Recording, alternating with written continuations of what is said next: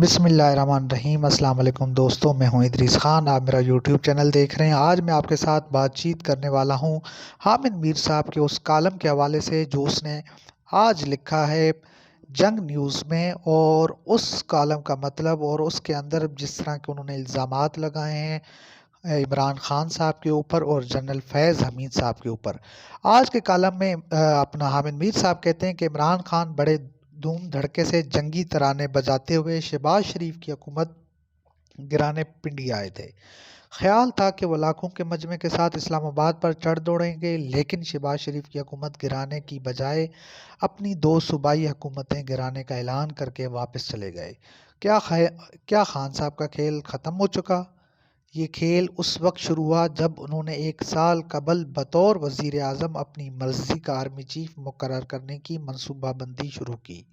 अपनी मर्ज़ी का आर्मी चीफ लाने की कोशिश के पीछे कई वजूहात थीं, जिनमें से एक ये भी थी कि खान साहब फ़ौज को अपने सियासी मुखालफिन और नाक़िद सहाफ़ियों के ख़िलाफ़ इस्तेमाल करने की कोशिश करते थे। कभी उनकी फरमाइश पूरी कर दी जाती तो कभी उनसे माज़रत कर ली जाती। इस नाचीज़ को इनकी फरमाइशों का पता उस वक्त चला जब उन्होंने 2019 में आसिफ अली जरदारी का एक इंटरव्यू जो है हामिद मीर साहब को करने का मौका मिला, और उस इंटरव्यू को जियो न्यूज़ पे नशर करने से रुकवा दिया गया। उन्होंने यहाँ पर यह भी इल्ज़ाम लगाया कि पैमरा ने ये इंटरव्यू रुकवाने के लिए कोई हुक्म जारी नहीं किया था। मैंने पता किया तो बताया गया कि ये पाबंदी दरअसल खान साहब का फैज़ है। खान साहब का फैज़ बाद में भी जारी रहा। गुज़िश्ता साल मुझ पर 9 माह तक पाबंदी रही। हामिद मीर साहब ये तो कहते हैं, मगर हामिद मीर साहब यहाँ पर बजाय फैज़ के जनरल फैज़ लिख देते तो ये बेहतर था। और सबको पता है कि उनके ऊपर पाबंदी क्यों लगी। उसकी वजूहात उनका वो खिताब था जिसके अंदर उन्होंने अफ़वाज पाकिस्तान को निशाना बनाया था।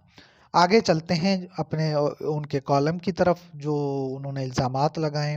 टीवी स्क्रीन से लापता करने के अलावा ये कॉलम भी बंद करा दिया गया और मुझे बराह रास्त बताया गया कि ये सब खान साहब का फैज़ था। ये फैज़ इतना आम हो गया कि खान साहब के नाक़िदीन इस शेर की मिसाल बन गए। मकाम फैज़ कोई राह में जचाई नहीं, जो कुएँ यार से निकले तो सबाएदार चले। ये हामिद मीर साहब ने लिखा है। खान साहब अपने अक्सर सियासी व सहाफ़ती नाक़िदीन को सूए दार पहुँचाना चाहते थे, और इस सिलसिले में उन्होंने army chief general Qamar Javed Bajwa से भरपूर फरमाइशें शुरू कर दी। बाजवा साहब को भी समझ आ चुकी थी कि खान साहब अपने नाक़िदीन को फ़ौज के हाथों रुसवा करके फ़ौज को बदनाम कराएंगे और ख़ुद हाथ में तस्बीह पकड़कर पारसा बने रहेंगे। खुद मुझे भी खान साहब की काबीना के वज़रा सरगोशियों में यही कहते कि आप पर पाबंदी तो बाजवा साहब ने लगवाई है, लेकिन बाजवा साहब बंद कमरों में इन बातों की तरदीद करते। फिर एक दिन मेरे 14 तबक रोशन कर दिए गए। मुझे सामने बिठाकर कहा गया कि खान साहब के फैज़ से पाकिस्तान में सब कुछ बदलने वाला है। अप्रैल 2022 से पहले नया आर्मी चीफ आएगा, फिर कबल अज़ वक्त इंतखाबात होंगे, खान साहब को 2/3 अक्सरियत मिलेगी और फिर पार्लियामेंट से आईनी तरामीम के ज़रिए पार्लियामेंटी निज़ाम को सदारती निज़ाम में तब्दील कर दिया जाएगा। ये कम अज़ कम 10 साल तक हुकूमत करने का मंसूबा था, जिसके तहत सिर्फ फ़ौज नहीं बल्कि अदलिया और मीडिया पर भी मुकम्मल कंट्रोल कायम करना था, जिसकी झलक हमें पाकिस्तान जो मीडिया के नाम से एक मजवज़ा बिल में नज़र आ गया था, जिसके तहत मीडिया कोर्ट से सहाफ़ियों को धड़ाधड़ सज़ाएं दी जानी थी। जनरल बाजवा को अपने लाडले के अज़ाइम का पता चला तो वो न्यूट्रल हो गए, लेकिन फिर उनके लाडले ने न्यूट्रल के लफ्ज़ को एक गाली बना दिया। इस हकीकत में कोई शक नहीं है कि जनरल बाजवा अगर न्यूट्रल ना होते तो इमरान खान के ख़िलाफ़ तहरीक अदम एतमाद कामयाब न होती, लेकिन खान साहब भूल गए कि बाजवा उनके मोहसिन थे। उन्होंने पहले तो तहरीक अदम एतमाद को एक गैर मुल्की साजिश करार दिया और फिर जनरल बाजवा को मीर जाफ़र करार देना शुरू कर दिया। जब नए आर्मी चीफ की तकर्री करीब आई तो खान साहब ने इस मामले को सियासी जलसों का मौजू बना दिया और ऐलान किया कि वो चोरों को नया आर्मी चीफ तैनात करने की इजाज़त नहीं देंगे। खान साहब ने नए आर्मी चीफ की तकरीर को रोकने की हर मुमकिन कोशिश की, यहाँ तक कि बाजवा साहब को चंद माह की मजीद तोसी देने पर भी रजामंदी जाहिर की लेकिन नाकाम हो गए। वजीर आजम शहबाज शरीफ ने फौज के सीनियर तरीन जर्नल को आर्मी चीफ बनाकर एक ऐसा कदम उठाया कि खान साहब भी चोरों के मुकर्रर करदा आर्मी चीफ को मुबारकबाद देने पर मजबूर हो गए। एक तवील अरसे के बाद सीनियर तरीन जर्नल को आर्मी चीफ मुकर्रर करने की रिवायत कायम की गई है। ये रिवायत आइंदा भी कायम रहनी चाहिए और फौजी सरबराहों की मुद्दत मुलाजमत में तोसी पर पाबंदी आयद करने के लिए बाकायदा कानून साजी की जानी चाहिए ताकि आर्मी चीफ के ओहदे को सियासत ज़दा होने से बचाया जाए। सब जानते हैं कि खान साहब ने जनरल आसिम मुनीर की तकरीरी को बादल नखास्ता कबूल किया है क्योंकि उन्होंने 1 साल कबल जिसे इस ओहदे से फैज़याब करने का मंसूबा बनाया था उसकी तमाम चालें उल्टी पड़ गईं। खान साहब ना तो कबल अज वक्त इंतखाबात करा सके, ना नए आर्मी चीफ की तकरीरी रुकवा सके और ना ही अपने लॉन्ग मार्च को कामयाब बना सके। इनका असल मंसूबा ये था कि आर्मी चीफ की तकरीर को मुलतवी करवा कर वो 26 नवंबर को इस्लामाबाद पर चढ़ाई कर देंगे, लेकिन नए आर्मी चीफ की तकरीर के बाद पूरी तहरीक इंसाफ सदमे में चली गई। शायद इसी सदमे के बायस 26 नवंबर को रावलपिंडी में कोई बड़ा मजमा इकट्ठा न किया जा सका। लिहाजा खान साहब ने अपनी नाकामी को छुपाने के लिए पंजाब और खैबर पख्तूनख्वा की असम्बलियों से बाहर आने का फैसला किया है। मेरी नाकिस राय में ये एक अच्छी सियासी चाल है। खान साहब को एहसास हो रहा है कि उनके पास वोट पावर तो मौजूद है लेकिन स्ट्रीट पावर नहीं है। लिहाजा मुल्क में नए इंतखाबात का माहौल बनाने के लिए उन्होंने सूबाई असम्बलियों से बाहर आने का फैसला किया है।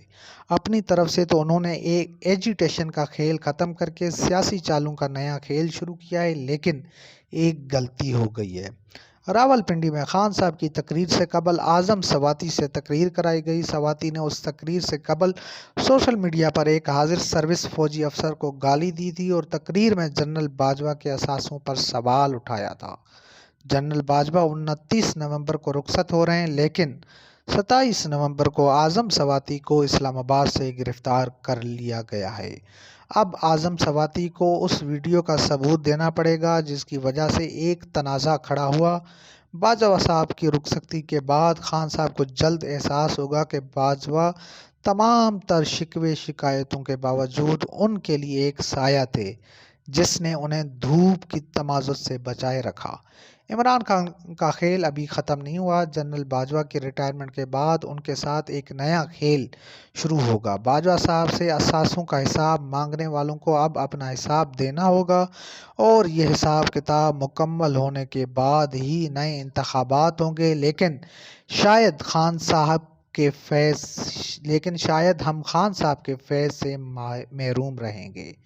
तो ये हामिद मीर साहब का कालम था जो मैंने आपके सामने रखा और इसमें से कुछ सवालात हैं जो उनको देने चाहिए कि जब उनके ऊपर पाबंदी लगी, जिस तरह से उन्होंने अफ़वाज पाकिस्तान पर हमले किए, तो उस वक्त उन्होंने क्यों नहीं बताया कि ये तमाम खेल जो भी मुल्क में चल रहे हैं इसके पीछे जनरल फैज़ साहब हैं।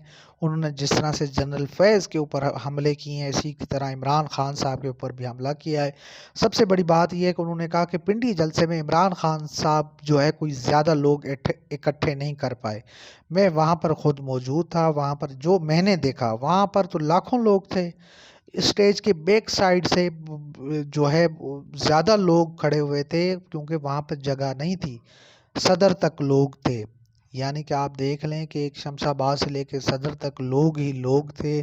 और खान साहब की जब तकरीर चल रही थी तब भी लोग आ रहे थे, यानी कि पीछे से रास्ते बंद थे। हुकूमत ने हर जगह से रास्ते बंद कर दिए थे। उसके बावजूद इमरान खान साहब बहुत बड़ा उन्होंने पावर शो किया और उन्होंने जो ये चाल चली है इसके अलावा कोई ऑप्शन नहीं था। इमरान खान साहब नहीं चाहते थे कि कोई ऐसा माहौल बने जिसकी वजह से वो और फ़ौज आमने सामने हो, क्योंकि हुकूमत का तो यही मंसूबा था कि फ़ौज और इमरान खान को लड़ाया जाए। मगर इमरान खान ने वही काम किया जो एक पाकिस्तानी या एक लीडर को करना चाहिए था। उसके साथ साथ इन्होंने बहुत सारे सवालात उठाए। आज़म सवाती के हवाले से भी उन्होंने बातचीत की है और उनकी वीडियो के हवाले से भी बातचीत की है और उसके साथ साथ उन्होंने कहा है कि जी इमरान खान साहब की ख्वाहिश थी कि वो 2022 से पहले जो है अपनी मर्ज़ी का आर्मी चीफ़ लाना चाहते थे, जिसकी जो है अपना इमरान खान साहब बहुत पहले तरदीद कर चुके हैं। उन्होंने कहा था कि मेरा कोई ऐसा इरादा नहीं था कि मैं अपनी मर्ज़ी का आर्मी चीफ़ लाता, बल्कि जो मेरिट पे होता मैं उसी को ही लेकर आता। और उसके साथ-साथ जो जनरल फैज़ साहब के ऊपर उन्होंने जो हमले किए हैं, जिस तरह से उनके ऊपर इल्ज़ामात लगाए, तो अगर उनमें हिम्मत होती तो वो पहले बात करते, ये इस तरह का कॉलम पहले लिखते। आज तो वो रिटायर हो चुके हैं, जो खबरें आ रही हैं कि उन्होंने अपनी रिटायरमेंट दे दी है, और वो अभी जो खबरें आ रही हैं कि वो मंज़ूर भी हो गई है। तो अब देखते हैं कि मामलात किस तरफ जाते हैं। ये था हामिद मीर साहब का आज का कलम जो मैंने आपके सामने रखा। अगर आपके पास कोई सवालात हों, कोई इस तरह ये आप सुनने के बाद, तो वो भी आप हमें बता सकते हैं। तो इंशाल्लाह मिलते हैं अगली वीडियो में। तब तक के लिए अल्लाह हाफ़िज़।